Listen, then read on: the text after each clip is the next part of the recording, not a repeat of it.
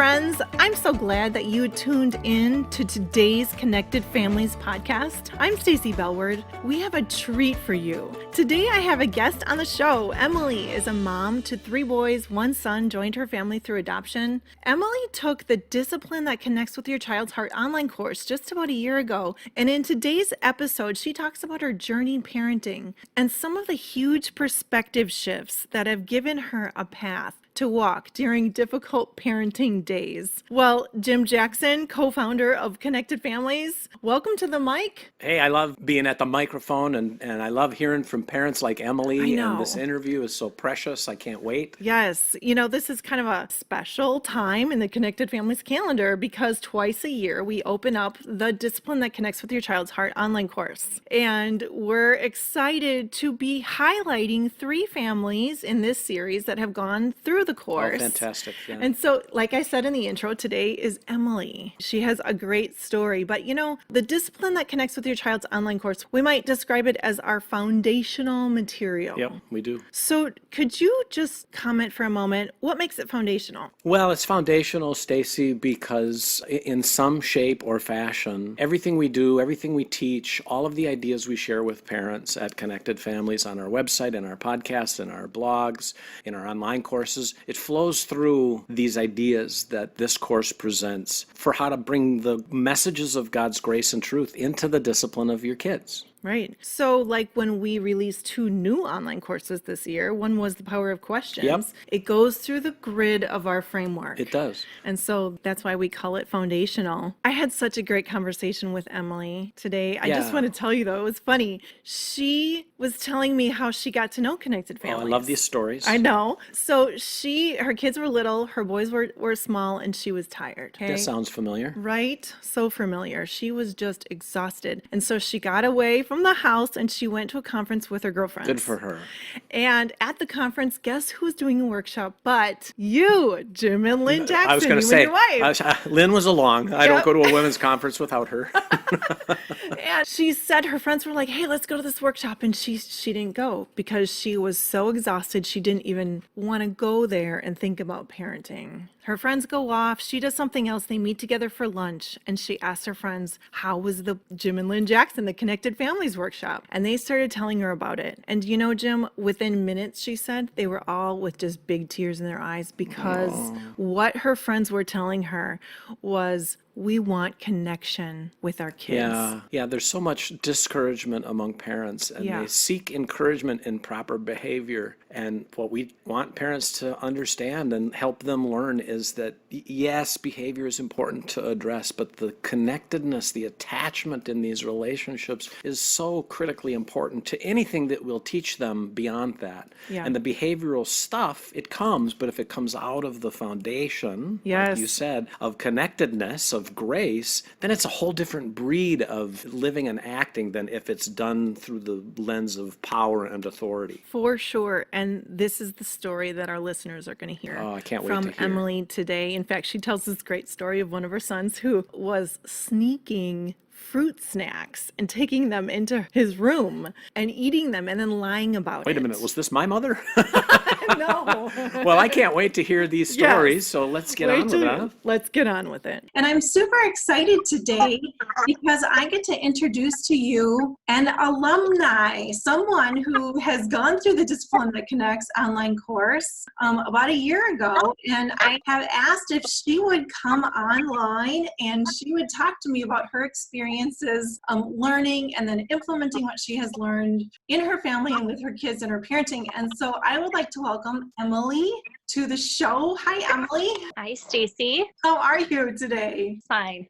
You're so fine. So why don't you introduce yourself to me and to everyone listening? Tell us about your family. I'm Emily. My husband, Martin, is a pastor, and we have 3 kids. They are almost 12, 9, and almost 7. So 3 boys. And I think I took my first Discipline That Connects course about 3 years ago, I think, maybe even a little bit more. And it really, really, really changed our family. Like it really was God's provision for us to give us some wisdom about some healthier ways of relating with our kids. And good. Tell us, what was your family like at the time? Well, we had two really lively little boys that were 5 and 7, and we adopted our youngest when he was a little over 3. And so we were really prepared for adopting a 3-year-old and the attachment that we needed, the bonding process we needed to go through with him. Like, we were ready for that. What we did not anticipate, just what a rough transition it would be for everybody. And, he didn't sleep. We needed to be able to bond with him in a really safe way. I mean, you have to just really build that bond brick by brick with that child, and it takes a lot of focus and it can be intense. Our other kids started acting up though. And so we didn't know we didn't want to be disciplining our older boys in the way we always had, which was like, stop that. No, really stop that. No, really stop that, and you're just getting more, we didn't want to have like yelling or anything going on during this period of time with our new child, but yet it was getting really intense. The older boys were kind of showing their own signs of stress with this big, intense change in our family. Our newest son was grieving and going through all the emotion that goes with being 3 and being adopted. And it was a really intense time for our family. I was extremely worn out. I went to a conference with some friends, and Lynn and Jim were there, and a couple of women I went with, just great moms. They went to that breakout session because they just wanted to learn how to be better moms. And I was in a place where I had just gotten away for 24 hours and I literally didn't even want to think about my kids because it felt so intense at home, trying to do the right thing,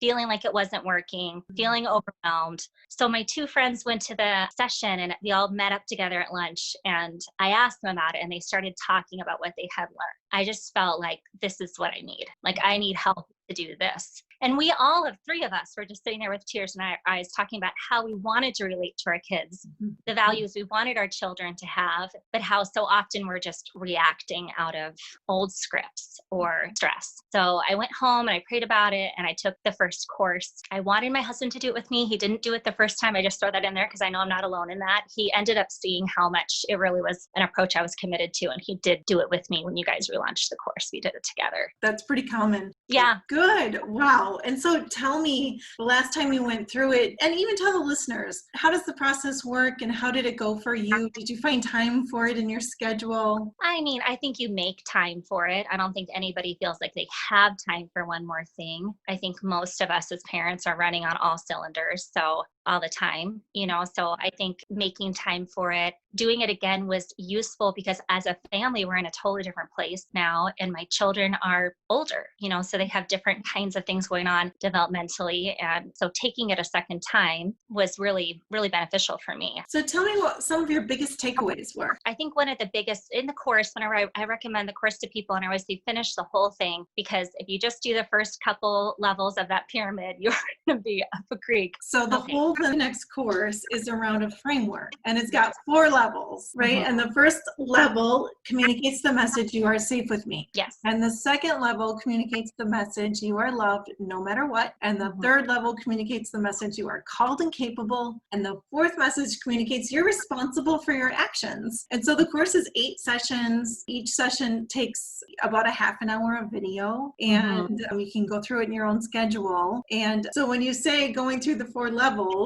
so the course chronologically goes through all the 4. So there's a lot of information there, isn't there? Yeah. I mean, it sounds like a lot when it's said like that, but it felt simple to me compared to, reading a parenting book that has all these chapters and all these things. I mean, it felt like this filter I could flow through when I'm thinking about how my kids are doing and how I'm doing with my kids. When I have a child that's struggling, I can start at the bottom and kind of think and pray through those different things and ask God to show me what's going on here. And it really reinforced what we were trying to do with our newly adopted son, just how amazing that attachment process is and how biblical it is and how much it mirrors how God attaches to his children throughout the Bible. I mean, I get so excited just seeing those connections in the Bible to how God starts with people just on that. And Jesus, even in his interactions with people, starts on that lowest level of the pyramid. Like, you're safe with me.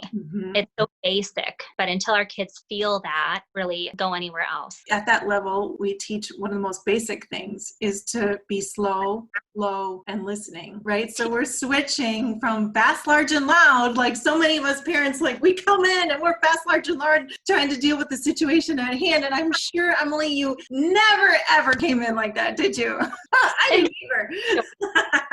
he was fast, large, and loud. And I was sometimes just trying to figure out, like, my own reaction to that. It was so intense, it scared me sometimes how he could be. So I did not know, hey, there's other ways to do this rather than just be faster, larger, louder, really intense child you've been given. So the course is so awesome because then it just flips it for you. It gives you, here's what the goal is. Slow, low, and listen. And it gives you examples of what that really looks like in the heat of the moment, right? It's so good. So I'm hearing that what the framework did for you was gave you a pathway. Mm-hmm. It's like a new grid that you can layer onto how you interact with your kids. And when you're stuck, you're like, okay, how do I go forward with this? How do I even deal with this? Right. And now that you've gone through the course, you're able to think through, okay, what does safe look like to my child? How can I communicate you are loved no matter what, no matter how you're behaving right now? And then how can I call out capability in them? And then the fourth level, how can I correct? How can I communicate to them that you are responsible for your actions? That's right. So you left off at loved and how you've been able to bring safety and love to your family and your boys. And you were saying that even at their different developmental stages as they grow up, that the course has been applicable to them. Absolutely. And I think, we still have times where we get off track, but I think the difference for me now is I know that.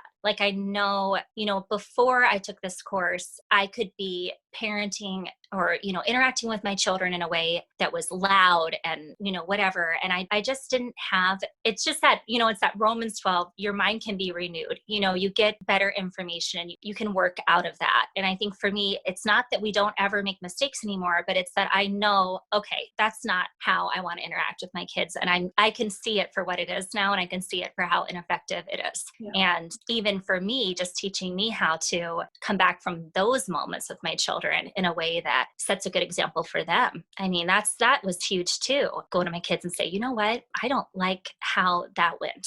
Like, you were upset. I was upset. We had a problem. How could we do that differently? How could we have a conversation where we could solve that problem together? But the course really teaches you how to do that, then understand what's going on in me. I think that Lynn and Jim did a great job teaching me what it looked like to recognize my child's gifts and to understand that each one is kind of like a coin and there's going to be a flip side. Yes. So if I have a child that really is a wonderful writer and winning spelling bees and super funny and witty, he's going to be the same kid that is going to say some stuff to me that I'm going to go, wow, did that really just come out of your mouth right now? And I'm going to feel like, and I think how dare you talk to me that way? I would just fall apart, and it would just become this huge unproductive thing. Your mind and your mouth are so closely connected, buddy, and you are going to have words that pop into your head so fast. Yeah. Are in overwhelming situations, they don't know what to say. Not you. I mean, you got ideas and you're a really good communicator. You got to have to slow down and think before you talk when you're upset. And I mean, we're never going to stop working on that with him. And I love that. Emily, I love that so much. We call that the gifts gone awry. Right. And we have a huge chunk of the course. One of the sessions is talking about the gifts gone awry. We also do workshops on it because it takes talent to misbehave, doesn't it? Some kids are really talented. Lynn and Jim teach you, with a child like that, you're responsible. That caused damage when you said that. When you said those things that hurt your brother. And then why don't you take some time to calm down and think about how do you really, what do you really want your brother to know about how you feel about him? And we have them do those lists. Go tell me Lynn and Jim taught me kind and true things. What are 4 kind and true things about your brother? And go write those things down and bring them to me. And, we have some really sweet notes that have been written. I mean, they've been forced, but they still are sweet. So they each have their different thing that they're going to lean towards. That's kind of just like I do, just like my husband does. Yes. Person has that mixed bag of things when we're following Jesus and when we're not, and when we're focused on Christ and when we're not. Because Ephesians 2:10 says that we are all God's workmanship created in Christ Jesus to do good works. And so that is just who we are. It's our identity. But sometimes those giftings come out a little crooked because of kids' immaturity, but actually even because of, our own immaturity as adults. So how much of a mind shift was that whole idea of gifts gone awry for you, to really look at the gifting underneath the misbehavior? I think what made it so powerful was that it was still connected to the correction piece. Because I think sometimes as a mom in culture, you hear people, a child's misbehaving or being naughty, and it's like, oh, he's just this, or he's just whatever. And it's like they're made for the character issues. And so I love that Lynn and Jim, they say, no, this is connected to a gift, but it still is something to correct. You know what I mean? Don't say, oh, he's so precocious, that's why he's so sassy, and just let it be. It's still something that you work on and you correct and you pray for and you treat as the maturity issue that it is. So I'm looking at my child with empathy, them trying to figure out how to drive this machine that is their personality and their gifts and it feeling out of control to them. But I'm also calling them to a higher standard and also to a path where they'll experience God's blessing as they use the gifts the way that God wanted them to use them. If you cut someone down verbally, you cut yourself out of relationship with them, you isolate yourself, you become someone that maybe people don't want to tell the truth to because they're a little scared of you because you get a little scary when you're mad. You use your words to build bridges, you use your words to be a peacemaker, you use your words. I mean, that's the same child that I have seen stand up for kids. More times than I can count, I have watched them be the one to say what needs to be said, to stand up for somebody else. It's just kind of balancing that out and letting them be human and letting them be in process with God. Such an important perspective shift for parents, though, because if we're looking at their behavior as all or nothing, right, then there's so much anxiety that comes up in us. And there's so much correct, we need to correct right now to fix this behavior. But the perspective shift to look at the gifting that is in my child. And I, as the parent, need to bring my God-given wisdom to this, or even the prayer for wisdom in the moment. Okay, Lord, help me shepherd this. How do we guide this child towards the gift that you put in them? Right. There's such a different tone, isn't there, in how we deal with that correction? Because then I heard you go right to the top layer of our framework, which is correct. And that's where the first thing we do is think about in terms of righting our wrong. And when the child used their words to hurt someone or tear down the bridge, all of that, those are called natural impacts. So what were the natural impacts of your behavior? Right. Isn't that a beautiful, almost kind question to ask our kids? Because they're responsible for their behavior. That's the point of it. Right. Yes. And this is a great course for anyone that kind of can have trouble figuring out where they end and where their kids begin. And that was something that was a major issue for me when my kids were little, just feeling like I didn't know, like, what are they responsible for and what am I responsible for? And that was, I think that Lynn and Jim do a great job of teaching boundaries, between parents and children that are healthy. And if that's something that maybe anyone is feeling like maybe they need to do a little work on, I think this class does a great job teaching that without actually using some of those terms. It teaches those healthy concepts of this is where you end and this is where your child begins. This is your responsibility and this is their responsibility. So with correction, I think a lot of times I would reach over to their side and try to connect dots for them. I would add punishment to a situation where there were already natural impacts and a kid would maybe feel like their heart was more hardened towards me because I was being too hard on them. Yes. So noticing that some situations already had impacts for them and I could help them see those things, but I didn't necessarily need to layer on more. I mean, I did not come from a Christian family. So a thing I really struggled with was being scared I was going to damage my kids by using the Bible or Jesus in their discipline. I know that probably sounds silly to people who were raised in Christian families, but I knew so many adults that had wounds from those kinds of things and I had never seen it done well. So I just did not know how to do it. And sometimes I wouldn't. And this course really, Lynn and Jim really taught me, this is how you apply the Bible well. And this is how you soften your child's heart towards the gospel. I mean, I have seen that in my house. I have seen my kids understand through me being a person that is there with them in their hard moments, loving them and helping them solve their, correct their wrongs and move on and forgive. I've seen them have softer hearts towards God. Beautiful. Beautiful. Yeah, absolutely. I mean, those are the things that just bring tears to your eyes. I can think of those examples with my kids, seeing that they don't feel condemned in that moment. They feel grace and they feel like I messed up, but I can say sorry and be forgiven and move on. And that's what the gospel does for me. So yeah, that's a really sweet aspect of it too. If you didn't grow up or you didn't feel like you had an example of using your faith and discipline, I think that's really what this course gave to me more than anything, just knowing how to do that well. That's so beautiful, because that is, you are responsible for your behavior, and it's giving both the parent and the child the tools to bring reconciliation, the gospel, that, Yes. that just because something went wrong doesn't mean, like, I can fix it. I can do what needs to be done to bring restoration to the situation or to the person, and then I can be clean. I can be forgiven. That's so beautiful. I remember you leaving a comment, because I am the online course moderator. And so I'm there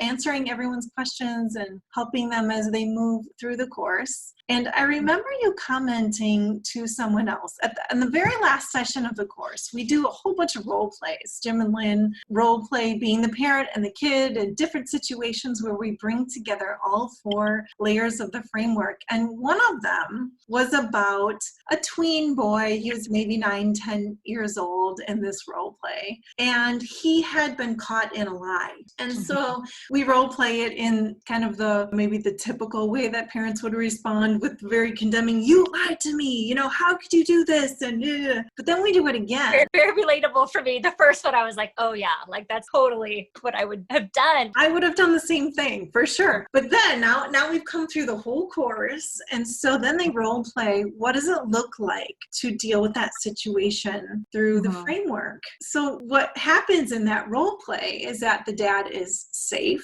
He's kind. He still holds him accountable. He does not accuse him of being a liar.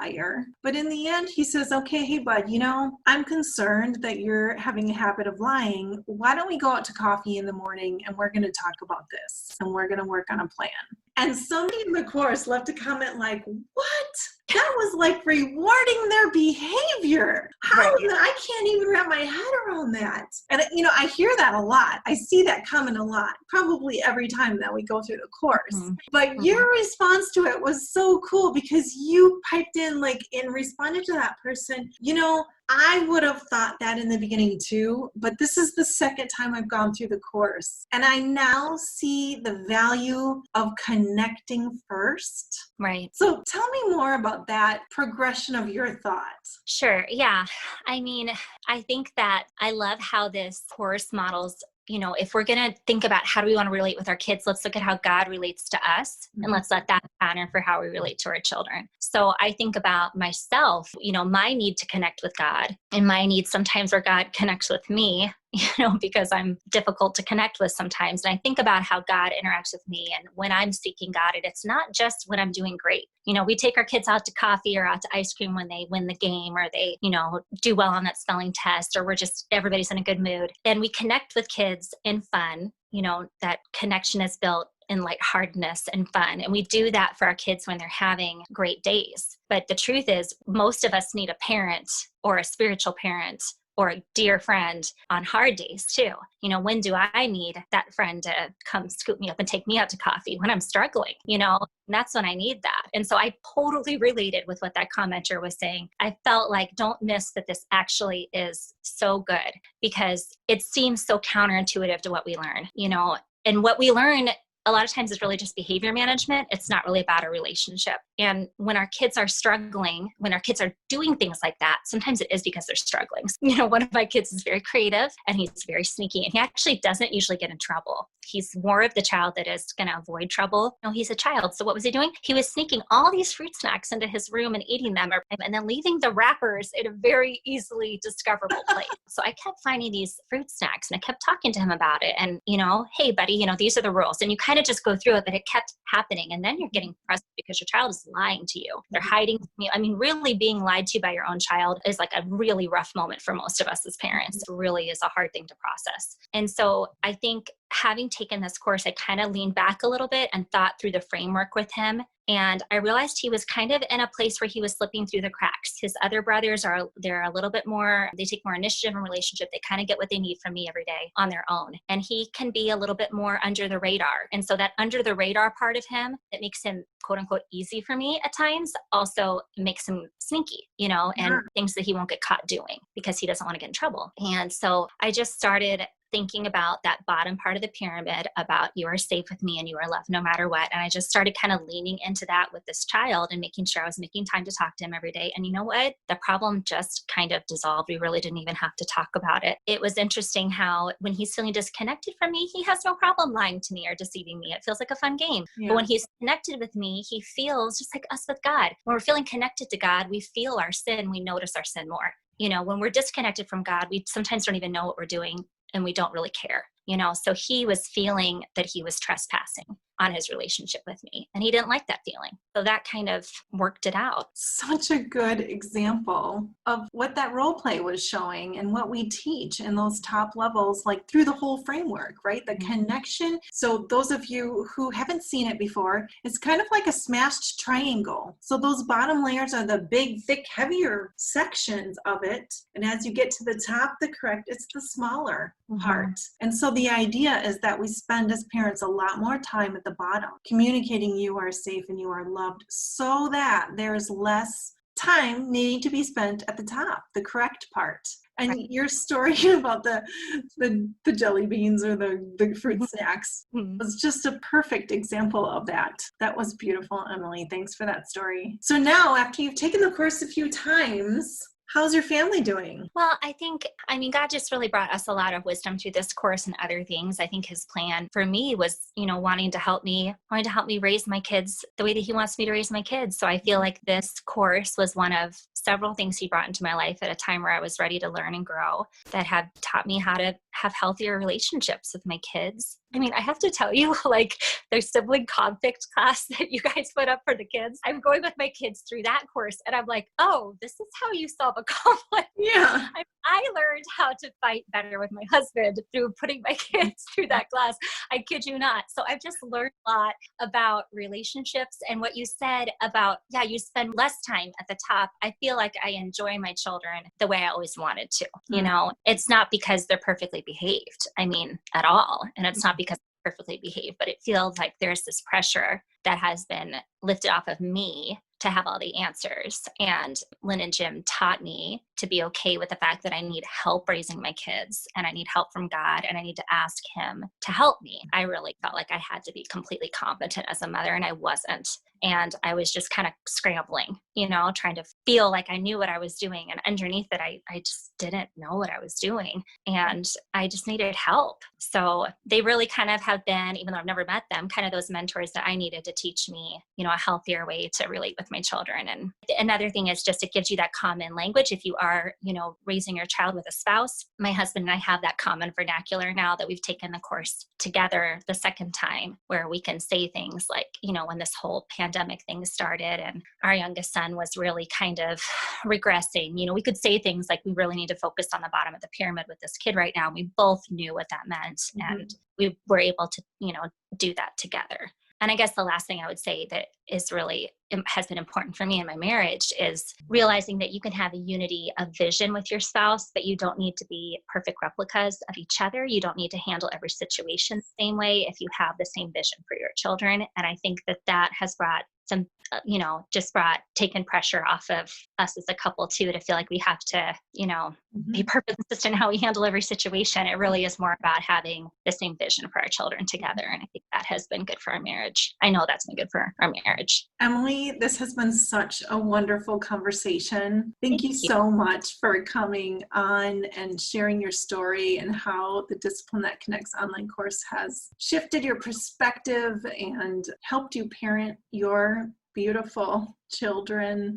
And so thanks so much for coming online. Oh, thank you guys so much. Thank you. It's been a huge blessing in our lives that we've had this resource. Thanks for tuning in to the podcast today. 2 times a year, we open up our foundational online course called Discipline That Connects with Your Child's Heart. And we are at that time of the year right now. Registration for the course is open. Thousands of families have gone through the course and experienced practical tools that bring lasting change. If you are interested in getting more information about the Discipline That Connects with Your Child's Heart online course, go to connectedfamilies.org.